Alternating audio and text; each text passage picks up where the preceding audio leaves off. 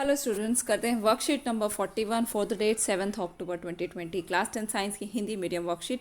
Carbon और उसके यौगिक तो हमारा पाठ चल ही रहा है। इसके साथ साथ आज का जो सब टॉपिक है वो है समजातीय श्रेणी। ठीक है, और ये करना बहुत इंपॉर्टेंट है ताकि हम सभी होमोलॉगस सीरीज़ के अंदर या समजातीय श्रेणी के अंदर जितने भी कंपाउंड्स हैं कार्बन के, उनके नाम ईजिली बता पाएँ, है ना। तो आज आप सीख जाएंगे कि इनको कैसे, इनका नॉमेनक्लेचर होगा, इनके नाम कैसे रखे जाते हैं। तो अब तक हमने पढ़ा है कि कार्बन परमाणुओं को आपस में जोड़कर विभिन्न लंबाई की श्रृंखलाएं बनाई जा सकती हैं। कार्बन आपस में जुड़ बहुत लंबी श्रृंखलाएं भी बना सकते हैं। ठीक है, और ये श्रृंखलाएं शाखित भी हो सकती हैं। शाखित होने का मतलब है कि यहाँ से कार्बन एक और जुड़ गया और ये शाखाएं बन गई इसकी। ठीक, तो साथ ही कार्बन श्रृंखलाओं में स्थित हाइड्रोजन और अन्य परमाणुओं को उपरोक्त किसी भी प्रकार्यात्मक समूहों से प्रतिस्थापित कर सकता है। इसके अलावा हमने देखा कि यहाँ पर कार्बन जो हाइड्रोजन के साथ में जुड़ा हुआ था, इस हाइड्रोजन को प्रतिस्थापित करके किसी और एलिमेंट के साथ, किसी और तत्व के साथ भी है ये रिएक्शन, या आप कह सकते हो कि और भी कंपाउंड्स बना सकता है। तो इस श्रृंखला में हाइड्रोजन को प्रतिस्थापित भी किया जा सकता है। इसकी जगह पर कोई प्रकार्यात्मक समूह भी आ सकता है। ठीक है, जैसे कि हमने पिछली वर्कशीट में किए थे, बहुत सारे प्रकार्यात्मक समूह किए थे। तो अल्कोहल जैसे प्रकार्यात्मक समूह की उपस्थिति कार्बन यौगिकों के गुणधर्म को तय करती हैं।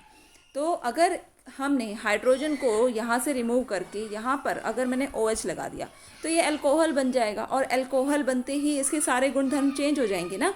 सिर्फ एक ही प्रकार्यात्मक समूह के लगने से इसके सारे गुणधर्म कैसे हो जाएंगे, बिल्कुल बदल जाएंगे।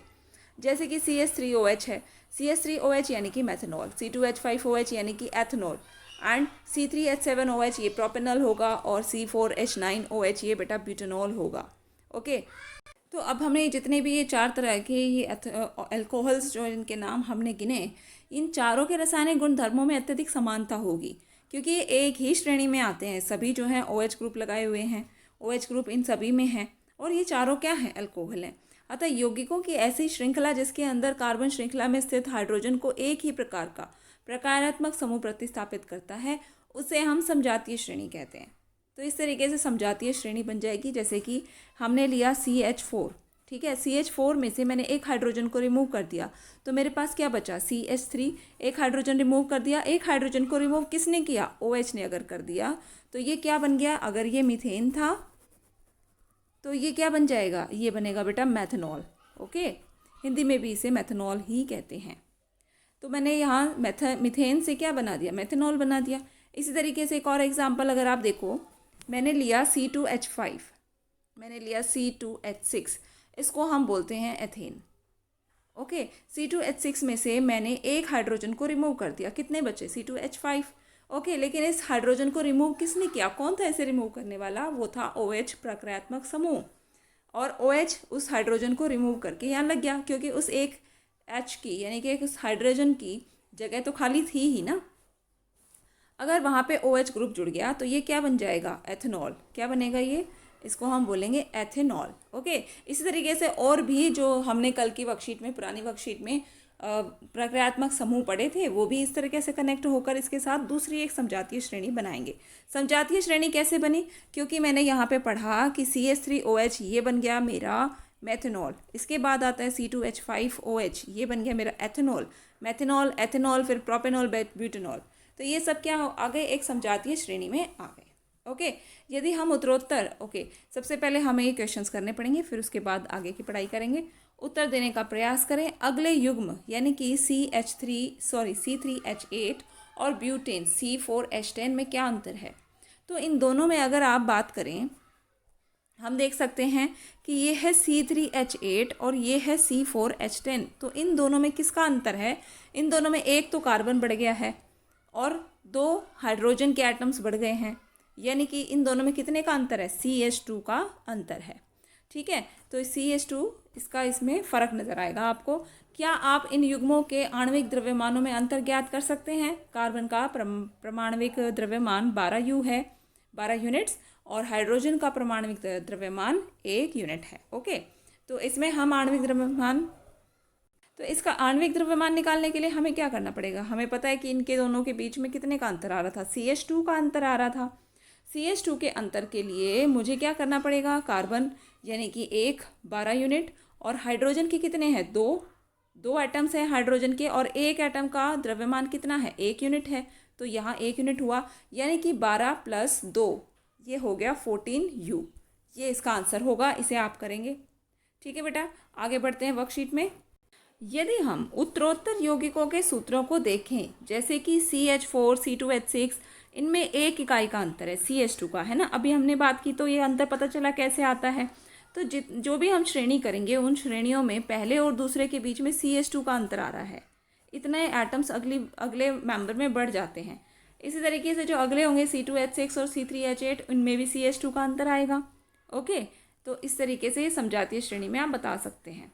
इसी प्रकार आप देख सकते हो अल्कीन्स जो होते हैं, एक हमने किया अभी अल्केन्स, अल्कोहल्स किए, उसके बाद आते हैं अल्कीन्स जो कि डबल बॉन्ड बनता है जिनके अंदर कार्बन और कार्बन के बीच में। ठीक है, ये अल्कीन्स होते हैं।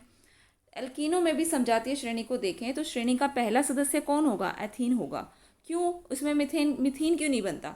वो इसलिए नहीं बनता क्योंकि दो कार्बन के बीच में ही डबल बॉन्ड बन सकता है, तो एक सिंगल कार्बन एटम होता है मिथेन में, तो इस तरीके से उसका इथीन ही बन पाता है, वो मिथीन नहीं बनता है। ठीक है, तो ये कारण है। तो इथेन का सूत्र क्या है अब ये बताना है, और उत्तरोत्तर सदस्यों के सूत्र C3H6, C4H8 और C5H10, क्या इनमें भी CH2 इकाई का अंतर है? तो हाँ जी, इन सब में भी एक CH2 इकाई का अंतर है। और इथेन का सूत्र क्या होगा? इथेन का सूत्र हमने बता दिया C2H6। ओके, तो ये हो जाएगा। उसके बाद तो इथेन का अगर हम इसको इस तरीके से लिखेंगे तो इथेन में तो बेटा इस तरीके से बनेंगे, कार्बन के साथ ये हाइड्रोजन बनेंगे, एटम्स हाइड्रोजन के आएंगे। तो इसका मतलब क्या हुआ कि C2H6 इसका सूत्र बनेगा। अगर हम इथीन की बात करें, इथेन और इथीन में दोनों में फ़र्क है। इथीन एक अल्कीन है, तो उसमें क्या होगा, उसमें कार्बन कार्बन डबल बॉन्ड बनेगा। तो कार्बन के बीच जब डबल बॉन्ड बनेगा तो वो सिर्फ दो ही बॉन्ड्स और अलग से हाइड्रोजन के साथ बना पाएगा। तो इसका मतलब क्या हुआ कि इसका फॉर्मूला बनेगा C2 और H कितने हैं, H4। ये होगा हमारा इथीन। ओके, तो ये दोनों में फ़र्क समझ आ गया होगा आपको। क्या आपको इन यौगिकों में कार्बन एवं हाइड्रोजन के परमाणुओं की संख्या के बीच कोई संबंध प्रतीत होता है? तो हाँ जी, होता है। और क्या संबंध है? तो अल्कीनों की जो सामान्य सूत्र होता है वो CnH2n लगाया जाता है। ठीक है, CnH2n ये इसका फॉर्मूला रहता है। यहाँ पर n की वैल्यू जो है वो 2, 3, 4 हो सकती है अल्कीन के केस में। इसी तरीके से हम अल्केन्स और अल्काइन के भी सामान्य सूत्र बना सकते हैं। तो क्वेश्चन भी पूछा हुआ है आपसे। तो अल्केन्स के लिए क्या सूत्र होता है? अल्केन्स के लिए बेटा CnH2n+2 होता है। और अल्काइंस की बात करें तो इसके लिए होता है CnH2n-2। -2 यहाँ पे इसलिए आ जाता है क्योंकि इसके अंदर ट्रिपल बॉन्ड बनता है, तो ऑब्वियसली हाइड्रोजन के एटम्स की संख्या कम हो जाएंगी, और ये -2 इसीलिए आया है। ओके, तो आगे बढ़ते हैं। समजातीय श्रेणी के क्या क्या गुण होते हैं? सभी जब किसी समजातीय श्रेणी में आणविक द्रव्यमान बढ़ता है तो भौतिक गुणधर्मों में भी क्रमबद्धता दिखाई देती है। उसी प्रकार से उसके फिर गुणधर्म बदलते जाएंगे।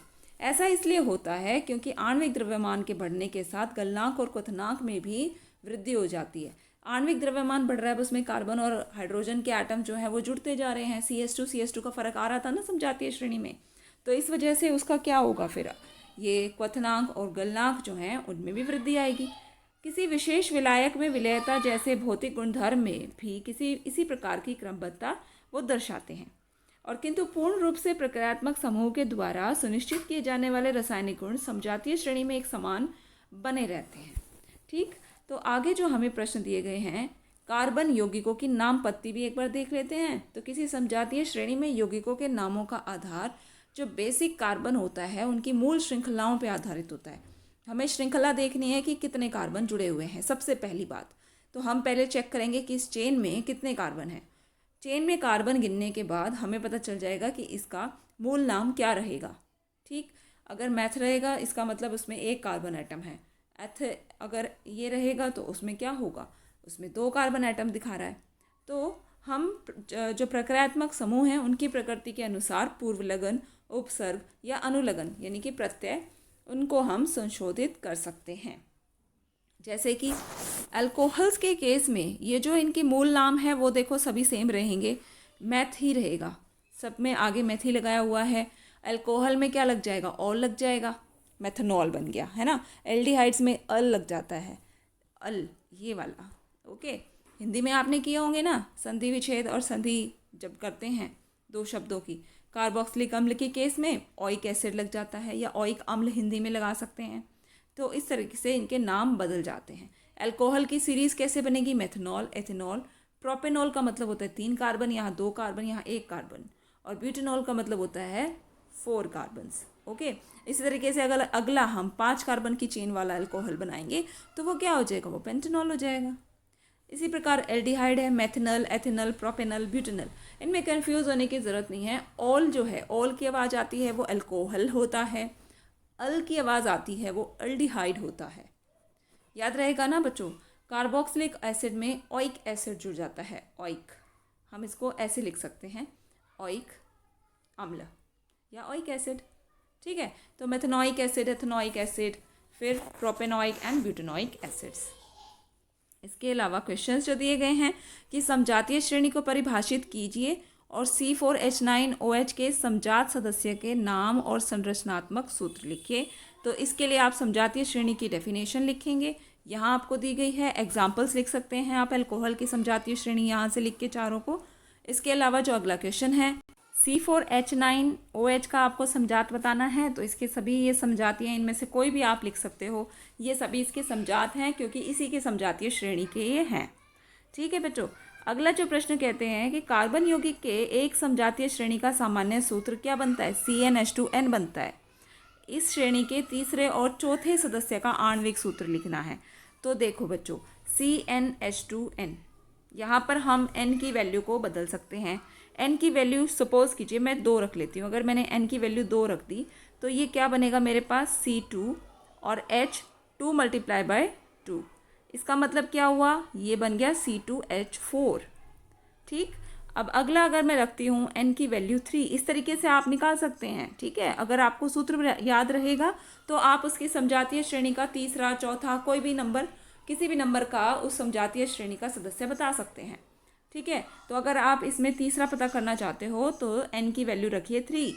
n की वैल्यू मैंने 3 रख दी तो C3 और H के साथ आएगा 2 मल्टीप्लाई बाय 3। तो ये कितना बन गया, ये बन गया C3H6। ओके, तो C2H4 क्या होता है, C2H4 का फॉर्मूला देख लो। इसका जो आप बॉन्डिंग दिखाएंगे तो इस तरीके से दिखाएंगे। ठीक है, ये रहे हाइड्रोजन के एटम, लेकिन कार्बन की जो वैलेंसीज हैं वो तो सेटिस्फाई हुई नहीं, तो यहाँ कार्बन डबल बॉन्ड आ जाएगा, तो ये बनेगा C2H4 यानी कि इथीन। तो ये थी बच्चों आपकी वर्कशीट, इसे कंप्लीट कीजिए, समझ कर करिएगा, नोट्स बना लीजिएगा। अगर कोई डाउट है तो कमेंट बॉक्स में ज़रूर बताइएगा। Thanks for watching, like the video if you like.